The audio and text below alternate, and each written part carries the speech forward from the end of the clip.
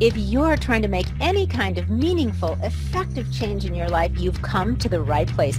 Good day, ladies and gentlemen. Welcome back again to another episode of We're Talking Shift. I thought it would be fun for a change to invite a friend to co-host the show with me today. Her name is Lauren Geertsen. And well, if you've been a longtime listener, then you know that she's been a guest on the show a couple times in the past. The first time was to talk about her new book, The Invisible Corset, which is all about the psychological abuse of the diet industry and the beauty industry. And also, we talked about cultivating a healthy relationship with your body. So, a bunch of other stuff too. That was episode 124. If you missed it, go back and check it out. And then she was also back for episodes 135 and 136. It was like a two-parter where we talked at length about our favorite health practices, detox tips, everything that you should stop doing if you are in hot pursuit of up leveling your life. So I always look forward to our conversations. Now, as a reminder, Lauren is a body connection coach and a nutritional therapy practitioner. So like me, she is all about health, mentally, physically, and emotionally, which is why I love talking with her and having her on the show. So today we're going to sort of talk soup our way through a variety of things like radical responsibility. Don't let that scare you. Don't be running for the hills now. Just hang in there with us. We're going to talk about worshiping false idols. A lot of times we're doing that. We don't even know we're doing it. So we'll dive into that a little bit. We'll talk about how to step it up and I don't know, whatever else comes up for us. I know it'll be good no matter what. So let's just get right to it. Lauren, are you ready to talk shift? I'm ready to roll, Loree. Awesome. This will be fun. I'm so glad that you were able to come back at kind of short notice and let's just like throw it out there and see what we come up with. I think it's going to be a very interesting, slightly different show. Yeah, absolutely. And these topics are close to my heart and what I've been thinking about a lot, because the only way out and forward right now for the world is this concept of radical responsibility, not outsourcing our discernment and decision making to any kind of externals, including false idols, and bringing it all back home to ourselves. Yeah. The outsourcing part, really, I think that's one of the many things that's really up for me too. It's like if this pandemic quotations around that air quotes has taught you anything, people, listeners, anybody, I'm hoping that it is, among other things, the critical importance of really taking control of your own health, right? I mean, there's just some things, as you say, that you can't outsource. And, I think it's highly unlikely when we're speaking about health that your doctor is going to be able to give you any real effective plans for getting healthy. I mean, they can tell you this is what's typical, right? They're going to say, well, yes, okay, here's what's going on with you, because maybe you go in and you're not feeling well, you're sluggish, you're low on energy, you have brain fog, you should lose some weight. I mean, all the usual stuff, right? And the doctor's going to say, oh, yes, try losing some weight, try doing some exercise, and try eating healthier. Yeah. Okay. And then people walk out not knowing really, okay, I guess that's the goal, but how do I get there? Not a clue, right? Because, if you try asking the doctor any more specifics, they're not really going to know. They're not trained, right, to talk about specific nutrition. Yeah. Well, here's what comes to my mind around all this is if we are in the place of helplessness with our health, with any aspect of our life, and we are just saying to the ethers, I am helpless, somebody come in and save me. Now, oftentimes we don't realize we're putting that message out there, but that if that's in our subconscious, if that's in our psyche, and that's the message we're putting out, guess what? Somebody will come in and save you, but there is no such thing as a free lunch. And you better be really darn careful about who you accept as your savior, because it will come with strings attached. And so many people go to the doctor's office not knowing they're putting that message out there. And guess what? The strings attached are going to be the pharmaceutical industry now is going to worsen your health in the long term, bring you into this vicious cycle that is, and what people don't know is that at the core of that system, the core of the Western medical system, it's designed to separate humans from their internal healing wisdom and their divine connection. It's a spiritual battleground there. And the same thing with people who outsourced and put that message of fear and helplessness out when the propaganda started around the air quote pandemic, because then what happened was they allowed the government to swoop in as a savior, or, you know, the pharmaceutical industry to swoop in as a savior again. But that was just a wolf in sheep's clothing. Yeah. Yeah. And so it's so dangerous to walk through the world with that energy and that belief of helplessness, because you're going to attract a psychopath, a narcissist, you know, into your life in all different ways, shapes, and forms. Yeah, because they do come in different shapes and forms and colors and sizes and right. Yeah, it's really interesting how trusting people are in just ceding their welfare to literally perfect strangers. Yeah. The pharmaceutical company, if you don't get that you need to follow the money trail and see who gets to benefit the most from your unwellness, from your ill health, if you don't connect those dots, then you just either you don't want to, because that would require some responsibility to start looking deeper at things, or you're just not getting it. You're just not seeing the big picture. And it's why, you know, I say, think of yourself not as a patient, but as a customer. When it comes to, you know, anything to do with your health and well-being, and asking somebody that you think, or you have been taught to think, or brainwashed to think is an authority on your health. Now, let's qualify this, people. We're not talking about the really obvious things, like if you get in a car accident and you have broken limbs and internal bleeding.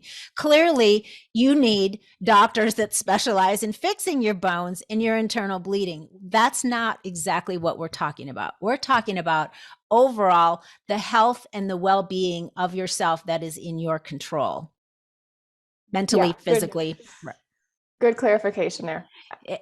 I really think the only redeeming quality in Western medicine is for things like surgery, you know, acute conditions, but it shouldn't have anything to do with chronic lifestyle conditions. It shouldn't be part of birthing. It shouldn't be part of death. It shouldn't be part of all those other capacities that have traditionally been handled by the shamans or the healers. People who were in touch with the spiritual dimension of the world, and an understanding that our minds and our souls are predominant factor in our physical health. Yeah, you know, and as long as we're talking about our minds and our souls, let's talk about worshiping false idols, because, you know, that's really where we're going. I mean, you know, I think that anything that a person thinks they need to be okay, to fulfill a need, to make you feel good about yourself, your safety, your health. If you need it and somehow you're going to be worse off without it, anything that's outside of yourself is worshiping a false idol. Like if you feel like you need your crystals and your guru and your doctor and your government, you know, to lead you to the promised land, that's worshiping a false idol. And we do it in so many ways that we don't even realize we're doing it. And with so many different things, like our government, you know, political leaders, religious leaders, celebrities, professional athletes. We worship power, having power over other people, money, of course, things, possessions, medicines, right? Not only the pharmaceuticals, but even the natural ones. You can start worshiping, you know, all of that stuff too. Rituals, we can worship that, you know, and nowadays more than ever, it seems like people are worshiping safety in the form of protecting their health more than anything else. And, you know, I think that when you get into that place where you feel like I have to have those things, or those people, in order to feel like I'm whole and okay and safe, now you're in that place of worshiping. And those are not the things that you need, to be a well, whole, happy individual. That's such a good way to say it. When I think about that concept, I use the term giving your power away to them. But I like that same analogy of you're worshiping a false idol. I have a funny story to tell about this from somebody who made me into a false idol. And I was like, no, don't do that. I got a comment from a reader recently who she loved my book, The Invisible Corset. And she was telling me about, oh yeah, help me heal my relationship with my body, blah, blah, blah. Thank you. And then she got really emotional. She was like, I saw that you're coming out as anti-vaccine. And then she went off the rails and was like, what do you think about Trump and QAnon? Are you one of those people? And she's like, I can't trust you anymore now that you are coming out as anti-vax. And I had to laugh to myself because my book, The Invisible Corset, is literally about do not outsource your authority. You need to turn inwards to your own inner guidance to determine your beliefs and your best choices. And here she was so desperate to continue outsourcing that she just put that now on me. She had missed the message of my book and went directly to me needing a guru. And I basically said to her, I don't want to be your guru. I'm nobody's guru. I'm so glad the book resonated with you and would encourage you to go back to that core message of how to trust yourself, to use discernment when the world is, in this place of conflict and there's a lot of confusing information from every which way. That's the key that we need is, and I've faced that journey myself. There have been people along my path who I've really looked up to and admired, and they've been on my vision boards, and I'm like, I'm going to have an interview with Oprah one day. And then I learn more about the mainstream and the cabal, and I'm like, whoopsies, I outsourced some of my authority there to some people who are deep in the dark, dark trenches of the world. And I thought that at one point in my life, I thought I needed those sources to kick off my career or whatnot. And that was such an illusion that I'm glad I could realize. First of all, I don't need anyone who's attached to the darkness in any way to kick off my career. Like that was a misbelief that I had. And I was grateful for the opportunity to realize I had given my power away and made gurus of these people. And so the piece of advice I have here is trust yourself enough to take what resonates from some people and leave the rest. I have many of these authors I respect or public speakers, and they have gone off the deep end of crazy when it comes to the vaccine propaganda. But there are still aspects of their work that I appreciate and admire, and I don't have to write them off because I trust myself enough to have that discernment. Yeah, that's such a good point.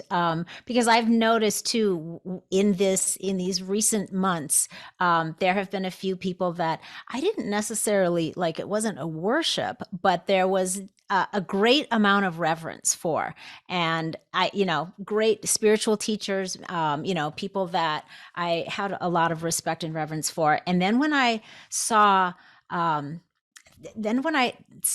that there was a couple that were sort of getting into the whole, political thing and, pharmaceuticals with the shot. And I was like, there was a lot of judgment. There was a lot of judgment coming forth.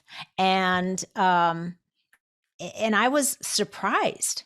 I was like, whoa, I kind of thought you were above that. So even if it's somebody that, has been doing good things, they haven't necessarily been sort of, dabbling on the dark side. There's a lot of people that have been doing great works. And then when the really big challenges like this stuff have come up, that's caused such a division in people, they've kind of shown some other sides of themselves or another dimension of themselves that seemed to me to be a little bit beneath where I thought they were in consciousness. Totally. That's so valuable. Can I bounce something off that point? What the biggest lesson I have learned in the last couple years, there's been a few, but one of them is that I never expected this division of consciousness to happen in these certain ways among certain people. There were people who I would have assumed would be at a certain level of frequency and consciousness and heart opening. And those, it's like the people I most expected to be there are not. The people I least expected to be there are. And my analogy that I keep going back to is like, we've been on these different ice flows that have been cracking in unexpected ways. And we've been standing on our own little ice pieces, and now they are cracking apart. And we just have to go with the flow, because that is breaking up along people's degree of frequency and alignment. And we're going to follow the flow as those ice flows come back together in a new arrangement, in kind of our own little world and island. And it's going to be separate from the people who are not at that level of awareness, not interested in opening their eyes and their hearts to what's happening. And it's just because I can totally resonate with the experience you shared, where I was like, what? My spiritual gurus are falling for this? And honestly, I think when it comes to some of the larger ones, like the Dalai Lama, or like, who's that? Deepak Chopra, you know, those people, my instinct and my gut is like, no, they didn't just fall for it. They have been installed to co-opt the spiritual new age movement, but they were part of, they had dark ties all along to get them to that level of success. And then when the puppet masters needed to pull their strings, they pulled their strings. So that's interesting that you say that. Like, I wouldn't, like Deepak Chopra, for instance. So you feel like he's been doing that all along to kind of get to the level of I guess, celebrity, notoriety that he has gotten to? Or do you think that he just got influenced in order to not lose his status? Like, I think there's a lot of people that have been doing a lot of good things for a long time. And then, but I wonder if, just like celebrities, for example, if when the powers that be decide they need to do everything possible to start swaying the masses as much as possible, so they look for the people that are influential in so many different, genres of our lives. And so I'm wondering if some of those people maybe haven't been, dabbling in the dark side for all along, but maybe. Is it possible, like many doctors, for example, when push came to shove and they're approached and influenced to say, we need you to be more on this team with your message, if the fear of being basically canceled, unlicensed, smeared, all of the things that have happened to people that have not fallen in line, if there's the fear there that that's going to happen to them, so they kind of just go with that flow. That's what I'm wondering. I don't know. Yeah, I don't know either. And I can entertain that theory. Like, we just have to go off hypotheses. And certainly if we were in a court of law, we couldn't say any of this because we're ascribing intentions to people and we have no idea. Right. But what I think is, if Deepak Chopra, for example, was really walking his talk, he really meant the stuff he's been writing about for decades, he would not hesitate for a second to do the right thing. He would know it in his gut. He talks about intuition. He talks about, divine consciousness. He talks about, the concept of being impeccable with your word and standing in integrity. And I haven't been practicing that. I'm not as alive as long as he is. And for me, I didn't hesitate for a friggin' second when I thought one of my book contracts might be dropped because I was speaking the truth. And I was like, it wasn't even a question for me. Of course I'm going to do the right thing. So I think that if people like that really had walked their talk their entire career, didn't make shortcuts, they wouldn't have hesitated to do the right thing. That's where I come from. Yeah. And I guess I haven't paid any attention to anything he's been up to lately, so I don't know what he's been talking about. So and we're just using him as a scapegoat. Yeah. I mean, there's lots of them, like Dr. Oz and all these other people. And I've heard the concept of, well, they're just trying to maintain their grasp in the mainstream so that they can bring good information out to people who would otherwise have their eyes closed to that, or who wouldn't be open to that information. I don't buy that. I don't, because from my current experience and realizing the mainstream is not going to promote a person whose frequency and work and just energetic presence has the ability to wake people up too much. Mm-hmm. They are not going to put the spotlight on that person. And that's why we're at this place. And I feel privileged and honored, like deep down in my soul, to be a part of this new generation of people who are like, well, then I don't need to work within the broken system, mm-hmm. because that will shrink the power of my message and my energetic presence. I'm going to bring that to the world unpolluted, even if I have to build the framework or the publishing frameworks or whatever to do that. Mm-hmm. So that's my reflection on that. It's pretty fascinating. I mean, there's a lot of very interesting things going on, and it's I mean, it's a mess, and it's painful for so many, and it's tragic for so many. And I don't want to minimize that, because there's a lot of horrible things that have happened to people that are just awful, especially since a lot of it has been completely unnecessary. That's the crime of that. But that aside, just this whole big, literally taking the world like it's a basket and shaking it up and dumping it upside down. And it's just like, whoa, now what is going on? Everything has literally, come into this state of chaos. But I find it to be, though, an exciting time in how things are going to evolve. What is that going to look like? What's going to happen in our country? We're kind of at a very vulnerable spot right now.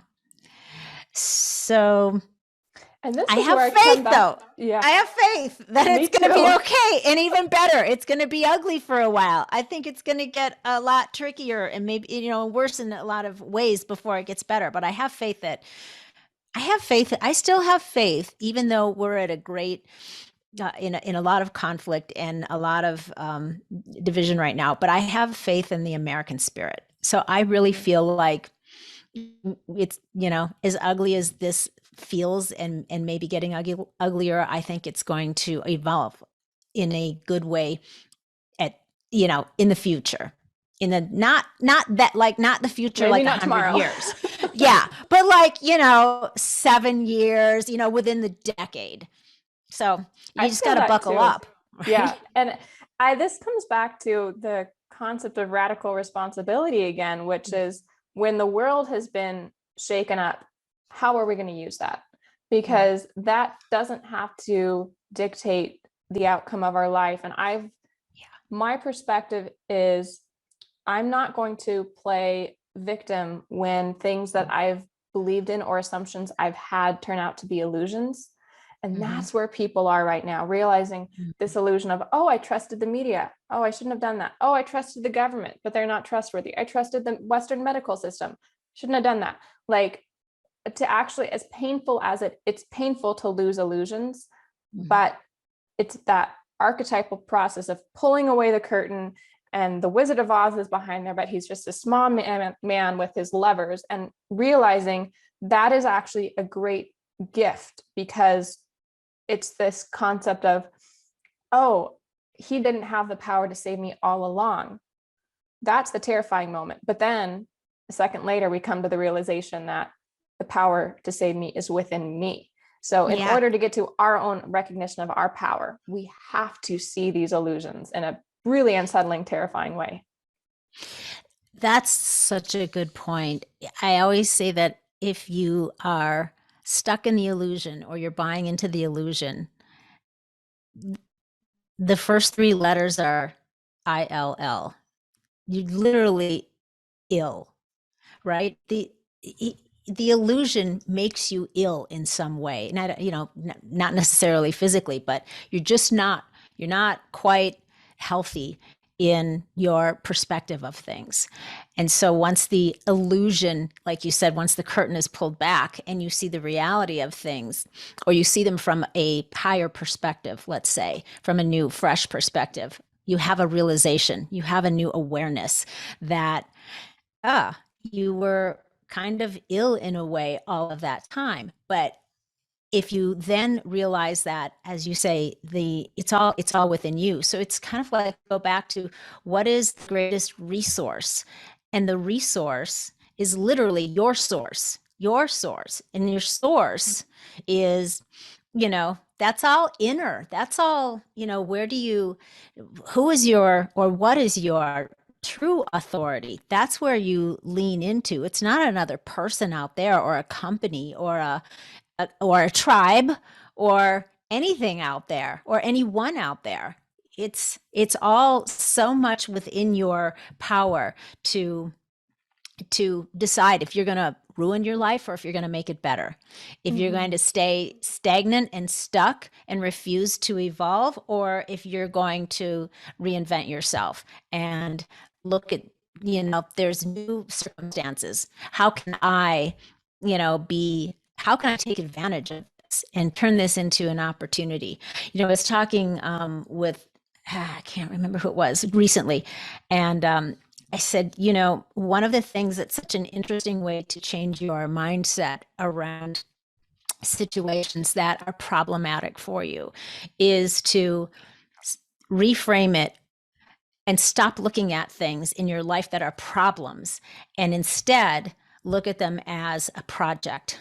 So, when you're thinking of the things that are problems, it's a financial problem, it's a health problem, it's a political problem, it's a relationship problem, it's a problem, whatever. Everyone thinks that, when they come up against something, when the road is not smooth anymore and there's speed bumps, it's problems. But if you look at these things instead as a project, because a problem's like negative. Nobody wants to get up and face the problem. They get up hoping that somehow it evaporated in the middle of the night while they were sleeping, right? They don't want to get up and face it. They don't want to get up and have to deal with it. But if it's a project, that's a positive energy. Who isn't excited to get up every day and work on the project? How am I going to figure this out? How am I going to shape this? How am I going to create, this thing and turn it into something that, works for me, or is effective, or is, the next level, whatever it is. But I think it just brings a whole different mindset, a whole different energy into the things that maybe are bothersome to people, if you just literally think of it that way. Because again, now you're also coming back to, when you're working on a project, it's a creative thing, right? Which creativity is an internal thing. You're coming from the inside out. But when right, then when you're looking at something as a problem, it's like it's out there and I need to find something out there to try to fix it. So, you know what I mean? It's just a whole different vibe. Yeah, the only thing we need to fix is the thinking, and then the problem fixes itself. It's that quote, well, you can't solve a problem with the same level of consciousness that created the problem. And literally, if we are looking at it as a problem, we are creating the problem. Yeah.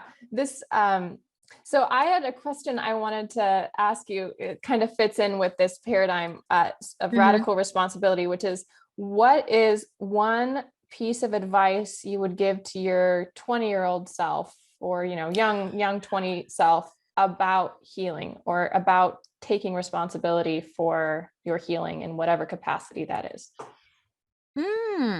Okay, that's interesting. I got to think back to when I was 20, where my mind was. Piece of advice for healing, responsibility over healing. Is that? Yeah. Or any which way to phrase that, where it is around healing an aspect of yourself. Okay. I'm putting you on the spot. You are. You should give me a heads up so I could have had something ready to go. No, but once it comes to, because really it's just I was 20 a long time ago, Lauren. It was like 4 decades ago. So it's not like it was just yesterday. I feel like our friendship is ageless, but we do have an age difference between us. Yes. I think my kids are your age. So, okay. So let's see. When I was 20, I would say, what was something that I really needed that I should have, I think for me, it would have been having trust and confidence in my own intuition, because I had good intuition, but I didn't realize it, and I didn't really heed it. Uh, I was more about going, what's going to be most approved of, accepted, the usual stuff. Um, so I think that that would be a big one that looking back in hindsight, I know that I was a very, intuitive person, and I had good insights about things, but a lot of times the decisions I made weren't based on that. They were based on what I thought was probably the smarter or more acceptable thing to do. So I think the advice would be, don't do that. Yeah, Listen. that's good Listen to advice. your, trust, Yeah. your intuition, trust that voice in you. Don't ignore it, don't quiet it, trust it. That's I probably the biggest one for me. Yeah, I hear that. I was listening to a audio book with Carolyn Meese, and she Mm-hmm. was saying how she had a very intuitive grandmother, which was kind of her model of a Mm, woman who stands in her intuition, even though mm, that might look a little bit crazy. And Carolyn said the factor that her grandmother had was very high self-esteem, and her grandmother liked herself, and that was what allowed her to be so intuitive. That mm. really landed with me. Like, Yeah, that's interesting. what do you think shifted for you so now that you feel comfortable following your intuition? I think the biggest shift has been developing um, confidence in myself that I didn't have at that age. Yeah. Confidence in just my thoughts, confidence in what I would have had to say, confidence in my voice, the things that I didn't have then. I liked myself. I didn't ever have a problem with that. I never went through a phase um, where I literally disliked myself. Disliked some of the decisions that I made, realizing that they were not the best. But don't we all? So Mm-hmm. I think though that if I would have had more confidence in my own, my own outlook and my voice at a younger age, that would have served me better sooner. Mm-hmm. Mm-hmm. I Yeah. hear that. Yeah. I've been thinking about this question too. I was prompted by writing a letter to my younger self. It's an exercise that I often do. Like when Hmm. I need some advice right now, I'm like, can I find that within myself? Hmm. And I I think what I would land on is that you're going in the right direction of healing when it brings you closer to love, where it expands your capacity to love. Hmm. Uh, because that's where I would get tripped up with the emotional components, like I didn't want to give up certain resentments, certain anger, certain beliefs that, oh, this person ruined my life, or my Mm. parents broke my life, or whatever. We all have our Yeah. judgments and blames, especially as teenagers and young adults. And that, and I would hold on to that belief, but I didn't put the pieces together that that was blocking my ability to heal, because it was blocking the love I was able to let in and let out of me. And Hmm. like at the end of the day, that is ultimately what heals us, our Hmm. ability to let in love and to let out love. Yeah, I think so too. That that willingness and ability to let it flow in and let it flow out, and let it flow out regardless of how much you feel like you might want to withhold it sometime, Mm-hmm. because that happens, with people and problems that we haven't turned into projects yet, circumstances. We want to withhold it. If, you're in a relationship with somebody and they do something that you don't like, or that makes you feel bad, or that makes you feel angry, our initial go-to frequently is to withhold it then, which of course doesn't serve anything in a positive way.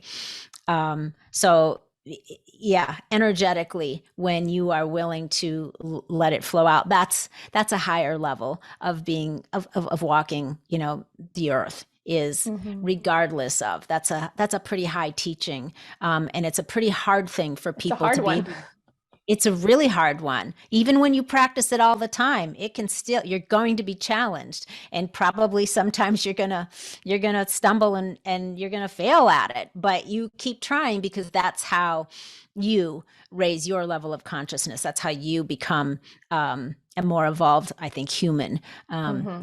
is to not resist and withhold.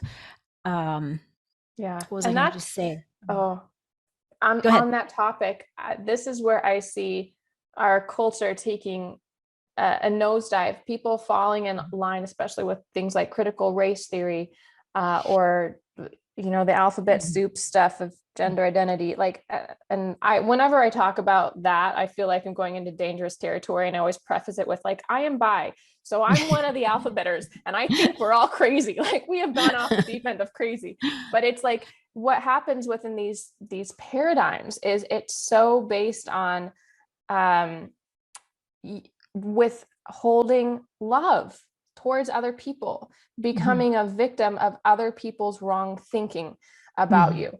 And I see it breeding so much anger towards, quote, the other person who is thinking wrong. And it's making people sick. It's Mhm. making people sick who think this way. And so I always have it on my heart, especially because I for half a moment there, I was like kind of getting sucked in with this wokeism. Like, Mhm. we'll talk about worshiping false idols and stuff, but Mhm. thankfully I was able to recognize it as an illusion and an illness of thinking pretty quickly, because I had a history with psychological abuse and researching cult dynamics and fundamentalist religions, and I could see it checking off all the boxes. Yeah. Uh, it being the woke mentality. Mhm. But that's where I feel, especially the younger generation, is blocking their own healing in profound ways by falling into this mentality of resentment, and which prevents them from loving other people and letting more love into their lives. Mhm. Yeah, it's presenting itself as a very self-righteous attitude, which Mhm. is very different than righteous. Mm. And, I want to make that distinction. Righteousness is not the same thing. That's like, righteousness is a right thinking, a higher thinking, a more spiritual thinking. Righteousness in its proper context, I think, is when you are thinking in a way that is promoting the highest good for everyone. Mhm. That's a good definition. Self-righteousness, yeah, and self-righteousness is more about what's just good for you, the self. Yeah. The problem is these people think they're promoting what's in the highest good of everyone, when in fact they're just promoting and protecting their egos. That's the core of it. Yes. Yeah. It's coming off. And I'm sure that there are some of people that this is not the conscious intention, and some it is, but I don't want to just, blanket generalize everyone, but it's coming off as, I demand, or we demand, that you accept this as we put it forth, um, and that you embrace it, and that you think this way too. And if not, if you can't do those things, then you know you're just not worthy, or you're not, You're not I don't know what lovable. it is. You're Yeah. unlovable. Yeah. You're not welcome. You're not, I don't know. You're not a whole bunch of things that are negative. It sounds like that's the Yeah. feeling that's happening. Yeah. I think that's accurate. Another paradigm I notice is this concept of people holding on to the belief, I am wounded, so what are you going to do about it? That's, it's like it's okay. So I am underprivileged, ostracized. I am broken in some way. What are you going to do about it to make me feel better? Mhm. Where that is the opposite of radical responsibility. Radical responsibility would look like, I am wounded. What am I going to do about it? You Yes. are none of my business. Your perceptions, none of my business. Your beliefs about me, none of my business. It's up to me to make me feel better, to make me feel validated. And what it comes down to often is a complete lack of true spiritual identity. So people are trying to find their identity in their brokenness, in their race, in their sexual orientation. That's not evolved. That's not your identity. Your identity is as a spiritual being having a human experience. When you know who you are and what you're here to do on earth, you know yourself as a divine being, you don't need to have all that other like tribalistic identifying factors. Yeah, it's very needy. It's extraordinarily needy. And needy tells me a needy person still has a lot of work to do.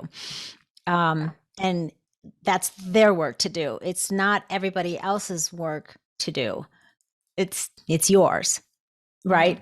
And I think that's a good point too, because,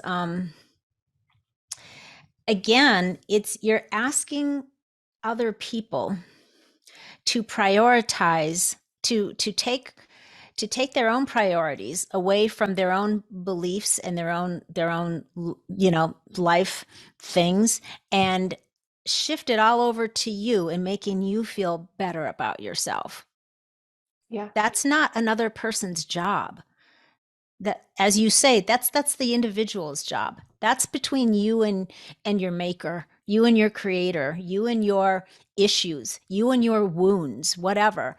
And I think that a lot of people, I imagine maybe you've had this experience too in working with some of your clients, but when somebody's coming with, I have this unhealedness, or I have this wound and this triggers me. Sometimes, sometimes once you really start to work through that, you find out that was really just a misthinking, a wrong way of thinking about whatever the thing is that's up for them. And once you start processing through it, they realize that, you know what? I was kind of looking at this all wrong.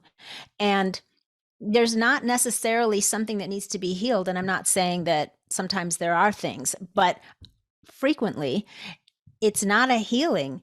It's a ascribing of a new meaning to what it is that you are all hung up about, that frees you from that situation that you've been hanging on to for however many, weeks, months, years, decades, that's causing you to have your, tripping you up now. That's still tripping you up. It's your story that you're still telling, and you're still tripping you up. And then you are, as you say, I'm triggered by X, Y, or Z.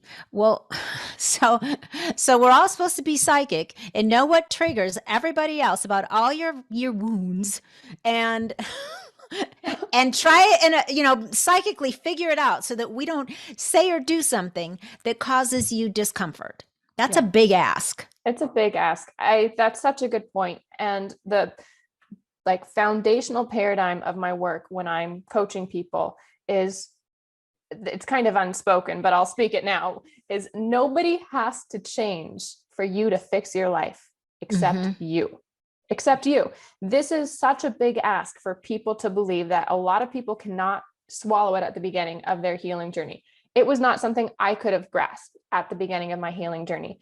I would have been like, no, my parents need to change. My family needs to change. My body needs to change, whatever. But at the end of the day, it is wholly within the individual's power to create the changes that they need, whether it is by improving their own communication, which actually shifts the world around them radically, improving and changing their boundaries, leaving certain relationships, creating new relationships, new jobs, new subconscious belief systems. They can change all of that, every single part. And it doesn't rely on you manipulating anyone else's perception or manipulating anyone else's behavior, which is what happens when we're triggered and we go into a very passive aggressive victim-y approach. What we're actually doing is trying to manipulate and control another person's behavior and thoughts, which is not love. Love does not manipulate. No, it doesn't. It's not love for the other person, and it's really not love for yourself either. Right? Because you are still relying on some other process to feel okay in the moment. Right. Over something that no longer exists except in your mind. Because if it's a past, if it's a wound or a healing or a trauma or whatever the thing is that happened in the past, it doesn't exist anymore except in your mind. So that's a deep concept for people to grasp. It's true, but I mean, that's so profoundly liberating when we can realize that we are giving our power away to something that happened in the past. Yeah. And the key part of that is in the past, not right now. It's like, are you safe right now though? Like right now, are you okay? Like physically? Maybe you're still got shit going on up in your mind that you need to deal with and process, clearly. But are you physically okay? Are you in danger? Are you on fire? Is somebody trying to attack you right now? Is that, if there was a person involved in your trauma, are they right now in your face threatening you? Yeah. Well, and then, I mean, what a client could potentially say is, well, I have PTSD. It's literally trapped in my body. It's making my body react in certain ways. I do not have power over how it has changed my brain chemistry, physiology, whatever. But again, that's another fallacy, because what I see happening is that people are often holding on to that PTSD at a subconscious level because they don't want to leave the familiarity that it provides. It provides them an excuse from doing certain things, being honest in a certain way, having to have hard conversations, maybe having to apply for a different job or whatever it may be. It gives them a lot of out, and it gives them an excuse for not doing scary and uncomfortable things to get out of their comfort zone. And when we can look at that, like, because I truly believe, if we're talking radical responsibility, we are holding on to those patterns in our body and our mind and our soul because they serve us. And when we can realize, I don't need that to serve me anymore, we have the choice to let it go. Yeah. Yeah. The comfort zone thing is interesting because the comfort zone, and I just in the conversation I had on I think it was last week's podcast with Terry Trespicio, we were talking about comfort zone, and I really almost think it's like your reference to somebody, for example, that the issue is PTSD. That is not a comfortable zone. It's just the zone, right? It's the zone you're familiar with. But, if you look at it, it's like so many people that are struggling with something, whether it's that or some other issue, and you start talking about, okay, what are the things that you could do to, to change, to move forward, to evolve, to, get through this. But that sounds so hard. That sounds really hard. But I'm like, yeah, but you're already doing hard. Yeah. How about you just switch to a hard that's going to serve you better instead of keeping you stuck? If you're already doing things that are hard, you're already doing things that are, you think it's a comfort zone, but it's an uncomfortable zone. It's just a familiar zone, right? Yeah. The woman who made the Whole30 diet, she says, choose your hard, which is exact same thing that you're talking about. And the hard that we often don't want to choose is the hard that threatens our ego. So when we step out of the familiar zone, we have to realize, whoa, I was wrong about this belief. I did not take responsibility here, and I mistreated another person. I used my wounds to manipulate. It creates a lot of emotions to process around shame, around self-blame, around disappointment, discouragement, but that is what we have to face in order to heal. So it's this concept of, do you want to be healed or do you want to be right? We have this concept in relationships, right? But it's like within the relationship with ourselves. Do you want your ego to be right and you're going to stay unhealed? Or do you want to challenge your ego and be healed? That's a good way to put it. And that's so true, because that ego is going to do everything in its power to remain in control. And that's our work. You can serve two masters, right? You can serve your higher self or your higher power, whatever you want to call it, or you can serve your ego. They're one's right, one's east and one's west. Yeah. And that's why my favorite prayer and the scariest thing that I have ever prayed over and over is not my will, but thine. My will is the ego. Thy will is the higher power. Mm-hmm. Yeah. I do a version of that too, which is my will is your will, the higher power, God. I just say God, but, or sometimes I say source. I like that too.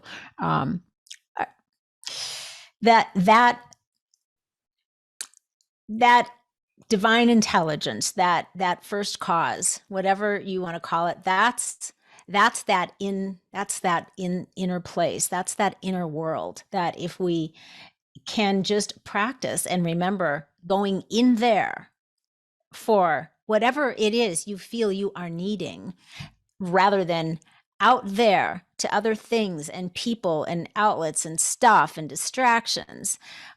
It's such a sense of peace, and it's such a sense of being empowered, because now you are empowered by the only true power. And it's such a force of guidance and strength and confidence in whatever it is you are all about.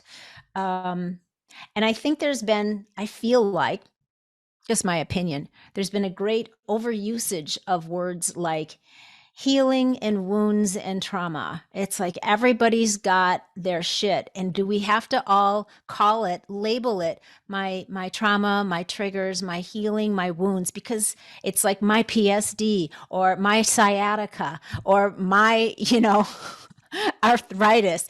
As soon as we make the mistake of taking ownership over that thing, you own it.